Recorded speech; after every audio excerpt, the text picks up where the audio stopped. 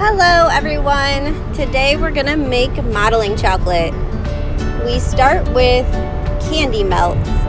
I use Wilton's brand candy melts, and you'll want to use whatever color you want your modeling chocolate to be. I'm making white modeling chocolate today, so I'm using 8 ounces of white candy melts. And I use corn syrup. Those are the only 2 ingredients you'll need to make modeling chocolate. And I use 1 ounce of corn syrup. So it's 8 to 1.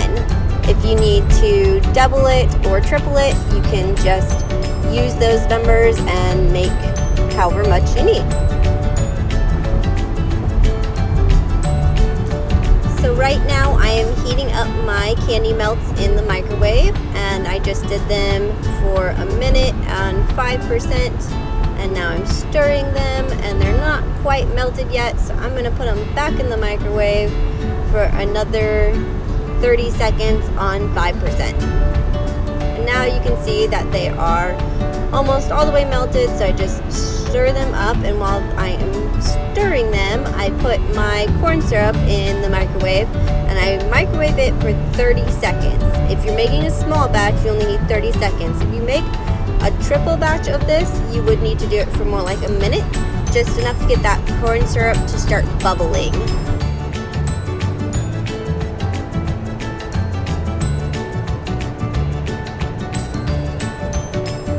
Okay, now that my corn syrup has finished in the microwave, I am going to go ahead and pour it in. It's nice and bubbly, you can see there. And the most important part of making modeling chocolate is to make sure that, 1, you're using a rubber spatula for this. It will not work without a rubber spatula. And 2, that when you're mixing here, I slowed this down to real time so you can see how I'm mixing it. You want to stop as soon as it gets firm feeling. And as soon as it feels like you could kind of make a ball out of it and it's nice and firm, you'll want to stop mixing it. And you want to be really gentle when you're mixing it too.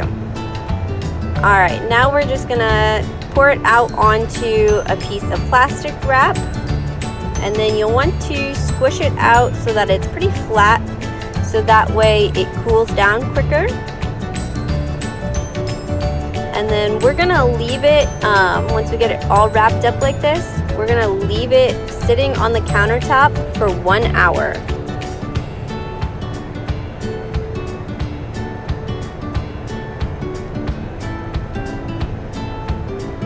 Okay, you'll want to leave it just like this for an hour.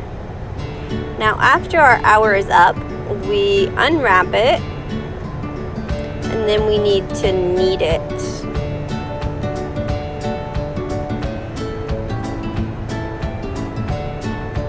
So I'm going to knead it here and really just work with it, get it back warmed up so that I can work through all the pieces. And what you're doing here is there might be like some little chunky pieces that didn't mix really well, so you're wanting to just go through and kind of squish those out and get them to work back into the chocolate.